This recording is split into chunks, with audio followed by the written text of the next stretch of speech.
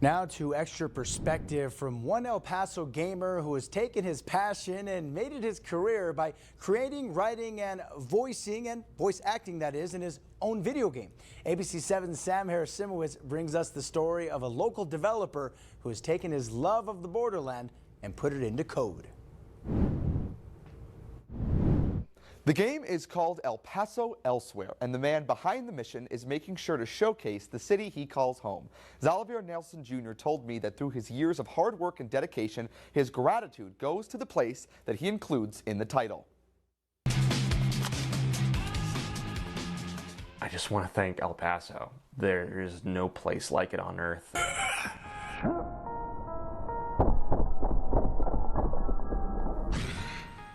While he may not have been born here, it became the place he didn't want to leave. So I was a military brat, and I got the nomadic spirit that a military brat existence tends to encourage.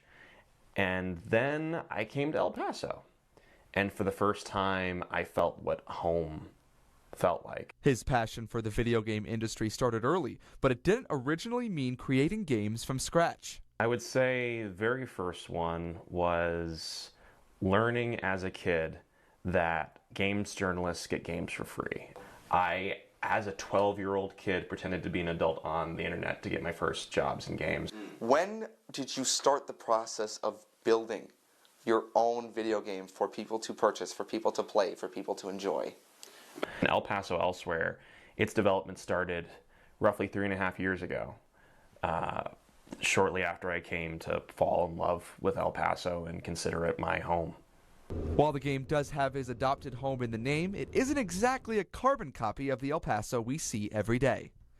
El Paso Elsewhere is a third-person throwback shooter in the vein of classic games like Max Payne, where a black monster hunter goes into a motel where reality itself is breaking down to destroy the monster he loved, his ex, Dracula, the Lord of the Vampires, before she ends the world.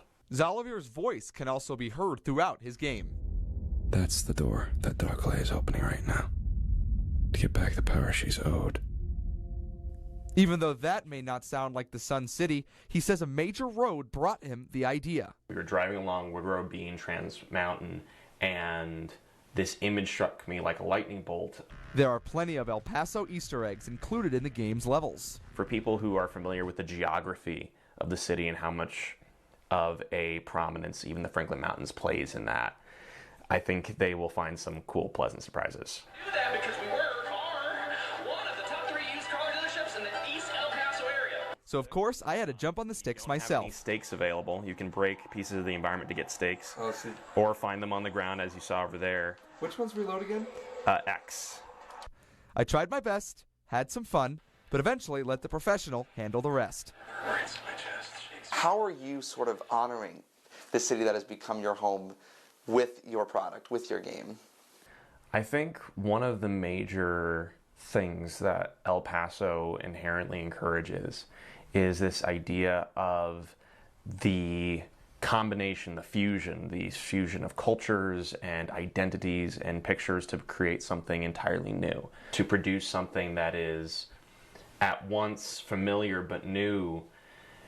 That combinatorial spirit, I think, is incredibly representative of El Paso, and I'm really proud of what the team did to pull that together here. While some people move on to other cities, Xalavier's story shows that El Paso offers all the inspiration he needed to make his dreams come true. This game available for purchase now on PC and Xbox. It is rated M for mature, which means it is for those 17 and older. Sam Harris-Simowitz, ABC 7.